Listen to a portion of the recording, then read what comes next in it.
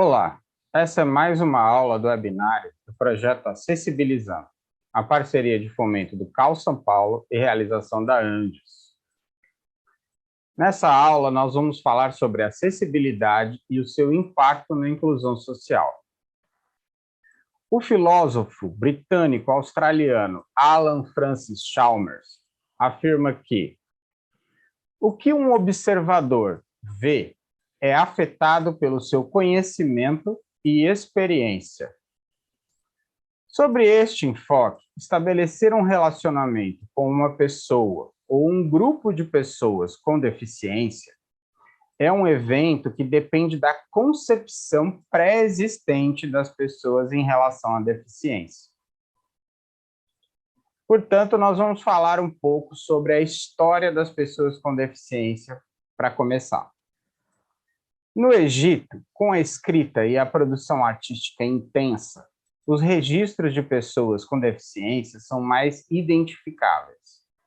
Encontramos textos e representações artísticas onde identificamos pessoas com deficiência participando de atividades sociais e praticando atividades artesanais, o que indica inclusão social.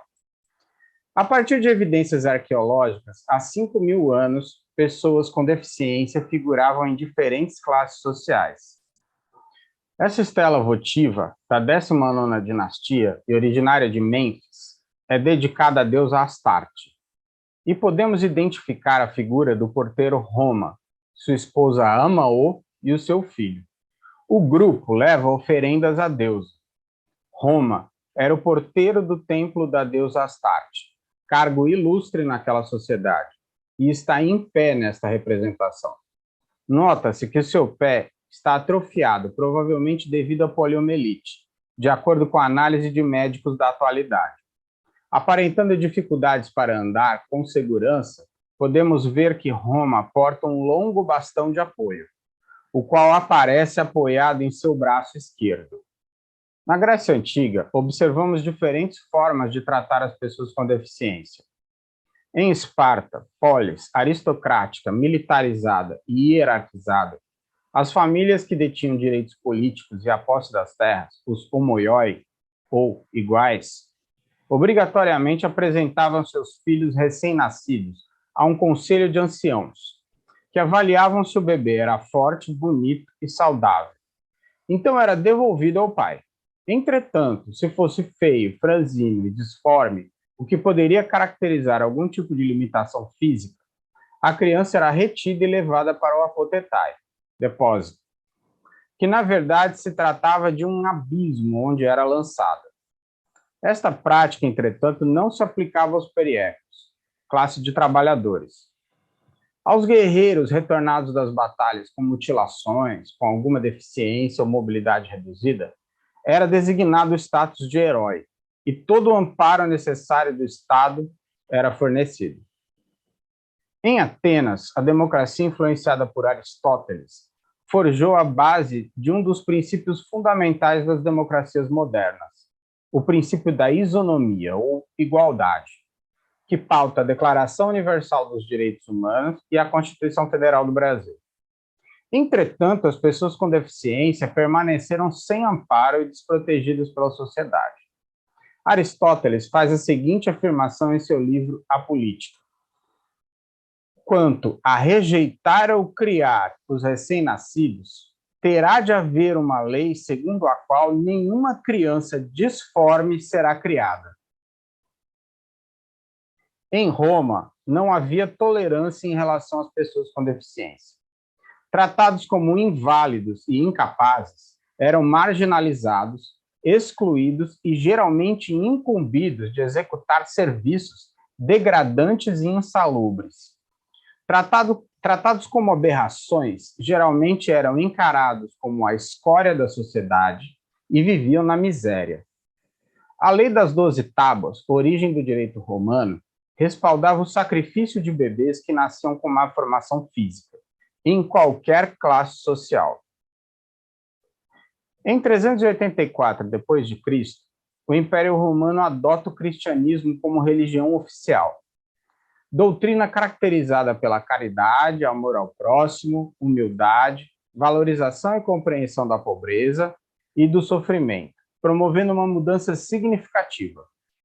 A partir daí, serão criados conventos e abadias que também acolhiam e tratavam doentes, pessoas com deficiência e miseráveis. No entanto, a deficiência passou a ser vista como um castigo divino, e a pessoa deveria conviver com ela para pagar os seus pecados. Mesmo acolhidas, não havia integração social, e continuaram a ser hostilizadas e vistas como inúteis pela sociedade. Na Idade Média, em 1233, o Papa Gregório IX instituiu a Santa Inquisição. A Igreja Católica passa a perseguir as pessoas que fugiam a um padrão de normalidade e atribuir a elas a prática de bruxaria ou a possessão pelo demônio. Assim tornando também as pessoas com algum tipo de deficiência alvo de sua perseguição. No século XV, com o advento do Renascimento e do humanismo, ocorreram mudanças significativas a partir do avanço da ciência, o que leva a um pensamento menos místico e espiritual. Homens da ciência como Gerolamo Cardano e John Bauer elaboram e desenvolvem metodologias de educação para ensinar pessoas surdas a ler e escrever através da leitura labial e também a língua de sinais. Clérigo e educador Pedro Ponce de León elabora método educacional para a pessoa com deficiência auditiva por meio de sinais.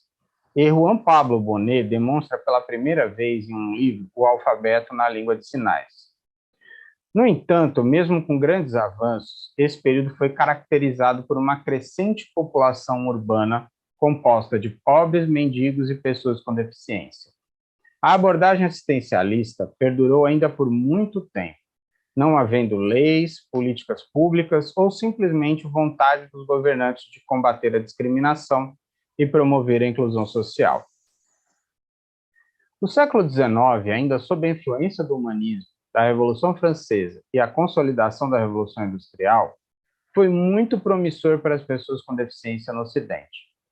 Através do surgimento de ideias inovadoras, a ampliação sistemática dos locais de atendimento e de atenção especializada para cada deficiência, além da constituição de organizações para pesquisar cientificamente cada caso. Esse contexto consolida o conceito de que as deficiências eram restrições e doenças do indivíduo e que era possível a reabilitação para sua inserção na sociedade. Desta forma, surge o embrião do conceito de modelo biomédico da deficiência, no qual as deficiências deveriam ser tratadas como um problema do indivíduo, que deveria se reabilitar para se adequar à sociedade, o que não eliminava a segregação social, na medida que nem todos os tipos e causas de deficiência têm cura ou reabilitação. Em 1819, Charles Barbier, a pedido de Napoleão, desenvolveu um código para ser usado em mensagens transmitidas à noite durante as batalhas. O invento de Barbier foi apresentado no Instituto Nacional dos Jovens Cegos de Paris. Louis Braille estava presente, apesar de ter apenas 14 anos, de imediato se interessou pelo sistema. Então, Braille modificou o sistema de escrita noturna, criando o sistema de escrita padrão Braille, usado até os dias de hoje. No século XX, o surgimento de instituições, centros de pesquisa, programas de reabilitação e políticas públicas se intensifica. É significativo o avanço das tecnologias assistivas. Os recursos que já existiam, como cadeiras de rodas, bengalas, sistemas de ensino e linguagens, passam por aperfeiçoamentos e novos recursos são desenvolvidos, como aparelhos auditivos e próteses. As duas grandes guerras mundiais surtiram impactos contundentes nas questões de acessibilidade. Com milhares de militares e civis feridos em combate, o número de pessoas mutiladas foi descomunal. Com deficiências momentâneas ou permanentes e que deveriam ser reintroduzidas na economia e atividades sociais, forçando o surgimento de campanhas e programas de reabilitação e reinserção social. Com o fim da Segunda Guerra Mundial, os países da Europa têm que se reconstruir. Muitas demandas sociais são prioritárias e nenhum país quer mais ver novamente as atrocidades que foram cometidas contra o ser humano. Neste contexto, cria-se a Organização das Nações Unidas e algumas de suas atuais agências. Foram estas circunstâncias que moveram as autoridades dos países membros da recém-criada Organização das Nações Unidas a elaborar um documento que enumerasse direitos básicos para toda a humanidade. Desta forma, em 1946, surge a Declaração Universal dos Direitos Humanos. Em 10 de dezembro de 1948, em Paris, foi assinada a Declaração Universal dos Direitos Humanos.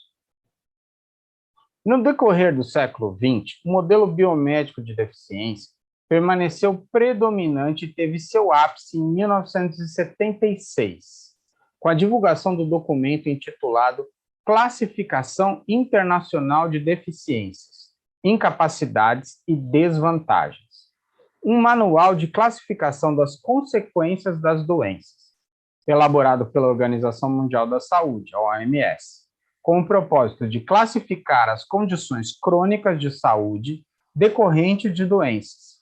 Oferece suas próprias concepções de deficiência, incapacidade e desvantagem. Deficiência é qualquer perda ou anormalidade temporária ou permanente de uma estrutura física ou função fisiológica, psicológica ou anatômica. Incapacidade, restrição ou total incapacidade de desempenhar uma atividade de maneira considerada normal ou dentro de um limite assim também considerado para um ser humano. A incapacidade é consequência de uma deficiência. Desvantagem, limitação ou impedimento do desempenho dos papéis sociais tidos como normais para o indivíduo. É o resultado de uma deficiência ou incapacidade e depende diretamente das atribuições culturais e sociais esperadas para um determinado indivíduo de acordo com seu perfil social. Esse conceito defende que a deficiência é, em si, a incapacidade física, e essa condição levaria os indivíduos a uma série de desvantagens sociais.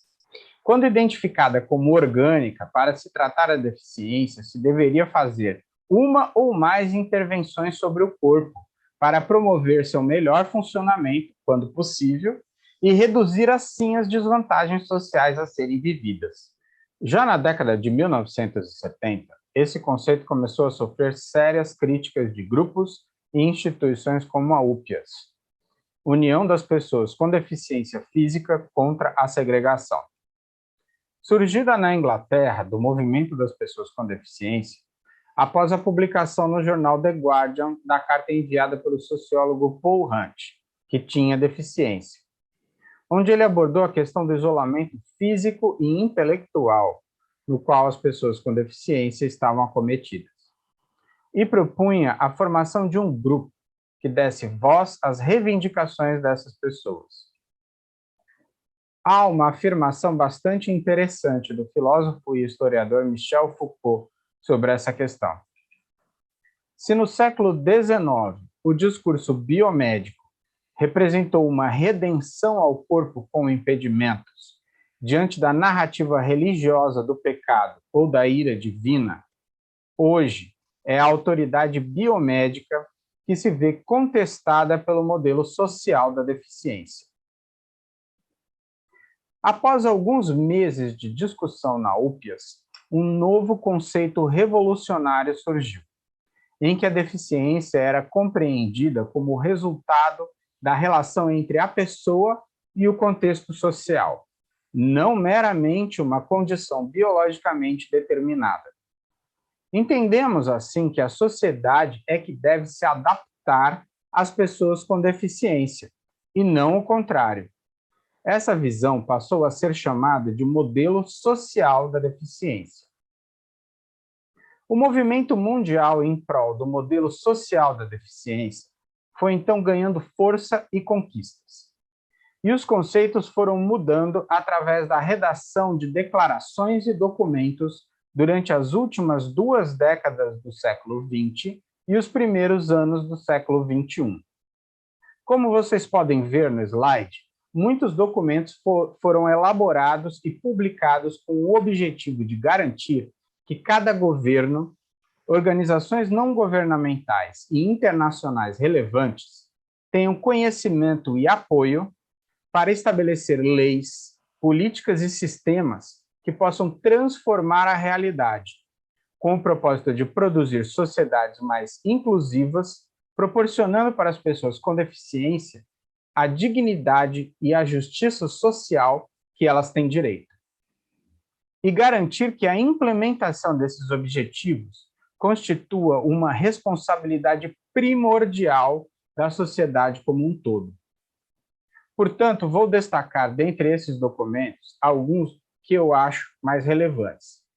Declaração dos Direitos das Pessoas Deficientes, proclamada pela Assembleia Geral das Nações Unidas em 9 de dezembro de 1975, Programa de Ação Mundial para as Pessoas Portadoras de Deficiência, proclamado pela Assembleia Geral das Nações Unidas, Resolução 3752, de 3 de dezembro de 1982, a Carta para o Terceiro Milênio, da Assembleia Governativa de Reabilitação Internacional, de 9 de setembro de 1999, Londres, Reino Unido, e a Convenção sobre os Direitos das Pessoas com Deficiência da ONU de 2006. Em 2001, a OMS deixa de utilizar termos como incapacidade e invalidez para se referir à deficiência na Classificação Internacional de Funcionalidade. Esses termos remetem à ideia de inutilidade das pessoas com deficiência, podendo servir como justificativa jurídica para não promover a autonomia para as pessoas. O conceito de deficiência passa a ser o que nós temos hoje no Estatuto da Pessoa com Deficiência. Seu artigo 2º considera-se pessoa com deficiência aquela que tem impedimento de longo prazo de natureza física, mental, intelectual ou sensorial, o qual, em interação com uma ou mais barreiras, pode obstruir sua participação plena e efetiva na sociedade em igualdade de condições com as demais pessoas. Esse conceito de pessoa com deficiência atual vem da Convenção Internacional sobre os Direitos das Pessoas com Deficiência da ONU, aprovado pela Assembleia Geral em 2006, ratificada e incorporada no ordenamento jurídico brasileiro em 2008 como emenda constitucional. Vida independente. A vida independente é uma filosofia de vida aplicada às pessoas com deficiência ou pessoas com diversidade funcional, que abrange todas as vertentes da vida de uma pessoa. Esta filosofia não se esgota na assistência pessoal. Também se aplica ao acesso a bens e serviços ou à constituição de família, ou às acessibilidades e à mobilidade geográfica. O pressuposto base é que as pessoas com diversidade funcional têm capacidade e, sobretudo, direito à sua autodeterminação e podem decidir sobre as suas próprias vidas. O primeiro Centro para a Vida Independente foi criado em Berkeley, na Califórnia, em 1972, por um grupo de estudantes universitários com deficiência, que resolveram assumir o controle de suas próprias vidas, recusando assim a institucionalização da deficiência e que ditassem o que deviam fazer no seu dia a dia. É muito comum uma atitude cultural das famílias de manter as pessoas com deficiência protegidas para evitar a exposição constrangedora frente ao preconceito. Isso constitui uma barreira atitudinal e devemos a todo custo evitá-la. As pessoas com deficiência têm o direito de ter o controle de suas próprias vidas. Agora vamos falar um pouco sobre tipos de deficiência e diversidade humana. Deficiência física é a alteração, completa ou parcial, de um ou mais segmentos do corpo, acarretando o comprometimento da função física, apresentando-se sob diversas formas, como, por exemplo, paraplegia, paraparesia, tetraplegia, ostomia, dentre outras, como também membros com deformidade congênita ou adquirida, exceto as deformidades estéticas e as que não produzam dificuldades para o desempenho das funções. Deficiência visual. Podemos definir deficiência visual como a perda total ou parcial, congênita ou adquirida da visão. O nível de acuidade visual pode variar, o que determina dois grupos de deficiência: cegueira, onde há perda total da visão ou pouquíssima capacidade de enxergar, o que leva a pessoa a necessitar do sistema Braille como meio de leitura e escrita. Baixa visão ou visão subnormal, que é caracterizada pelo comprometimento do funcionamento visual dos olhos, mesmo após tratamento ou correção. As pessoas com baixa visão podem ler textos impressos ampliados ou com o uso de recursos ópticos especiais. Deficiência auditiva é a perda bilateral, parcial ou total de 41 decibéis ou mais, aferida por audiograma nas frequências de 500 Hz, 1000 Hz, 2000 Hz e 3000 Hz. Pessoas com deficiência intelectual. Para poder diferenciar as pessoas com déficit intelectual das que possuem transtornos mentais, a ONU, em 1995, instituiu o termo deficiência intelectual, referindo-se ao grupo de indivíduos que sofreu alteração no desempenho cerebral provocada por fatores genéticos, distúrbios na gestação, problemas do parto ou na vida após o nascimento. Possui um funcionamento intelectual muito inferior às médias das demais pessoas, acompanhado de limitações em pelo menos duas das seguintes áreas de habilidade: comunicação, autocuidados, vida doméstica, habilidades sociais interpessoais, uso de recursos comunitários, autossuficiência, habilidades acadêmicas, trabalho, lazer, saúde e segurança. Também temos pessoas com ausência de membros, pessoas que têm a necessidade do auxílio de elementos de apoio, órteses, para se locomoverem, pessoas com nanismo, pessoas com obesidade, pessoas de diversos tamanhos,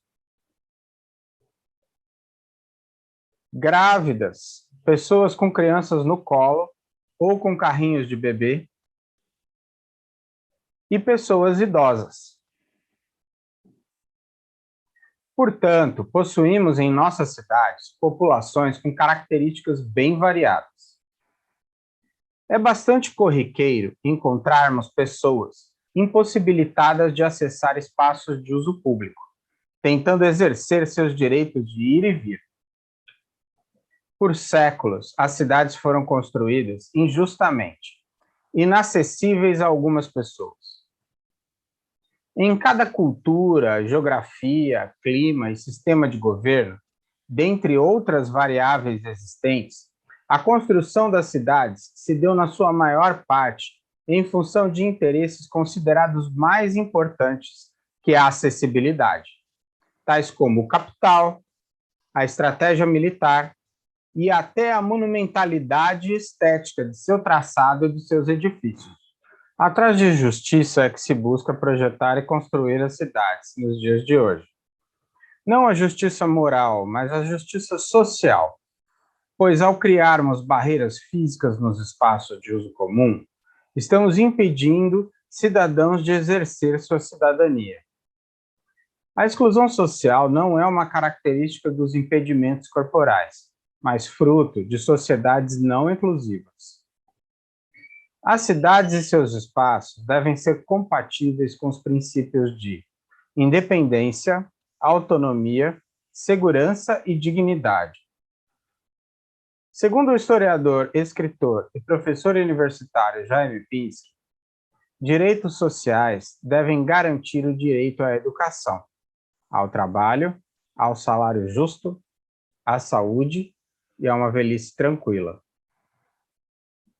Nesse gráfico, com dados do IBGE de 2010, podemos observar as proporções entre as modalidades de deficiência. Desta forma, identificamos que a grande maioria das pessoas com deficiência tem algum tipo de comprometimento visual, somando 60%. Na sequência, temos pessoas com algum tipo de comprometimento em suas capacidades motoras, com um total de 21%. Depois, pessoas com algum tipo de comprometimento auditivo, 15%. E, por último, uma parcela bem menor de pessoas com alguma deficiência mental ou intelectual, apenas 4%. Em 2010, o censo do IBGE demonstrou que 24% da população brasileira tem algum tipo de deficiência, aproximadamente 48 milhões de pessoas. A estimativa da nossa população em 2020 era de 211 milhões de habitantes. Desses 211 milhões, 24% com alguma deficiência, 10,5% com mais de 65 anos, portanto, idosos. Estima-se que nós tenhamos 750 mil grávidas por ano no Brasil. 51% da nossa população está acima do peso e 18% com obesidade. Levando-se em consideração uma sobreposição de 40%, identificamos cerca de 69 milhões de brasileiros com algum tipo de limitação na mobilidade. Se levarmos em conta mais duas pessoas, por exemplo, cônjuges, amigos, pais e filhos, que estejam envolvidos com a pessoa com dificuldades de locomoção, constatamos que próximo de 207 milhões de pessoas no Brasil estão ligados de forma direta ou indireta com as questões que envolvem a acessibilidade. 207 milhões para uma população de 211 milhões de habitantes. Portanto, quase toda a população brasileira está direta ou indiretamente ligada às questões que envolvem a acessibilidade. Trata-se de uma realidade presente para todos nós, se não agora, mas em algum momento de nossas vidas, mesmo que seja em nossa velhice. Aqui, nós podemos observar como se dá o processo de exclusão social pela existência de barreiras e entraves à plena mobilidade das pessoas. Os entraves aos acessos nos ambientes ocasionam falta de oportunidades, que impossibilita a capacitação profissional e a mobilidade de forma autônoma. Leva à exclusão do mercado de trabalho e do mercado consumidor. E ocasiona a dependência social e econômica das pessoas, o que amplia os custos sociais e restrições nas relações pessoais, gerando a exclusão social. E aqui nós podemos observar como se dá o processo de inclusão social através da acessibilidade. Os espaços acessíveis proporcionam a igualdade de chances e a capacitação profissional, que possibilita a inclusão no mercado de trabalho e, consequentemente, no mercado consumidor. Expande a frente de trabalho e a produtividade em geral, individual e coletiva, melhorando a geração de renda, potencializando a circulação de produtos e serviços e a economia em geral, gerando a inclusão social. Como acabamos de observar, cerca de 69 milhões de brasileiros têm algum tipo de limitação na mobilidade. A ausência de acessibilidade, com certeza, afeta a produtividade da sociedade e o seu desenvolvimento econômico em escala nacional. Adaptar os espaços, equipamentos e objetos existentes e projetar, construir e fabricar coisas novas, adequadamente acessíveis, podem transformar a realidade, promovendo o desenvolvimento econômico, científico e cultural da nossa sociedade. Temos um bom exemplo de como a inclusão das pessoas com deficiência nas atividades de uma sociedade pode mudar a história da humanidade, através dos estudos desenvolvidos pelo físico britânico Stephen Hawking sobre os buracos negros. Os estudos que Hawking conduziu sobre os buracos negros ajudaram a provar a ideia de que o Big Bang foi o princípio de tudo. Hawking foi diagnosticado com esclerose lateral amiotrófica, ELA, aos 22 anos de idade, uma doença motora degenerativa, que o deixou em uma cadeira de rodas e sem capacidade para falar de forma natural. Ele desafiou o prognóstico dos médicos, que lhe previram pouco tempo de vida, e continuou elaborando teorias e divulgando a ciência por mais de 50 anos. Portanto, se Hawking tivesse sido tratado como um inválido, incapaz e não tivesse tido a oportunidade de continuar sua carreira acadêmica, em razão da discriminação por motivo da deficiência, não teríamos atualmente sua brilhante contribuição para a física teórica. Inclusão social é a situação de quem está incluso, inserido nas ações sociais de uma sociedade, julgando-se compreendido e envolvido com as atividades nela desenvolvidas. Defende-se a inserção das pessoas que possuem algum tipo de limitação nas ações sociais de uma sociedade, proporcionando desta maneira sua inclusão social. Portanto, encarar a promoção da acessibilidade como um importante instrumento de inclusão social e como responsabilidade obrigatória do arquiteto e urbanista se faz necessário para que a nossa classe profissional exerça o seu papel social como importante ator no processo histórico de desenvolvimento da nossa sociedade. Para tanto, a maior e melhor ferramenta que dispomos para desempenhar nossa função social através da promoção da acessibilidade é o desenho universal. O objetivo principal do desenho universal é produzir espaços, equipamentos, mobiliários e objetos que possam ser utilizados por todos, na sua máxima extensão possível, sem depender de adaptações ou elaboração de projeto especializado para pessoas com deficiência ou mobilidade reduzida.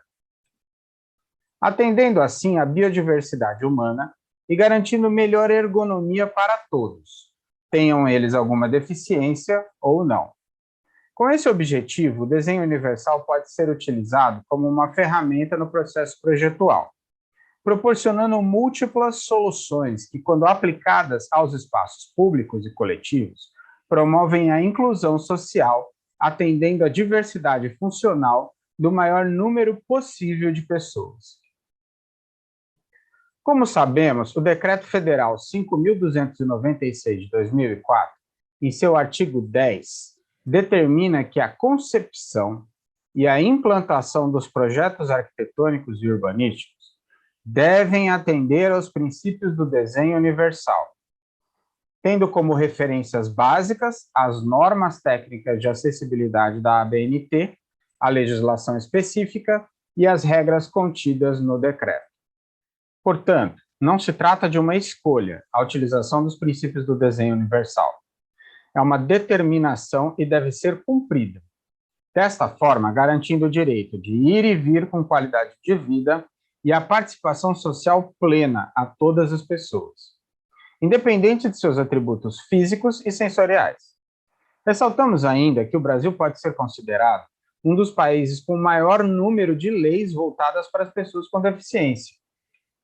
Apesar da evolução na legislação federal, podemos constatar diariamente a absoluta ausência de respeito por parte dos poderes públicos das leis e normas garantidoras dos direitos das pessoas com deficiência ou mobilidade reduzida, sobretudo no que diz respeito à acessibilidade a logradouros públicos e espaços privados de uso coletivo, bem como em relação aos meios de comunicação e de consumo coletivo.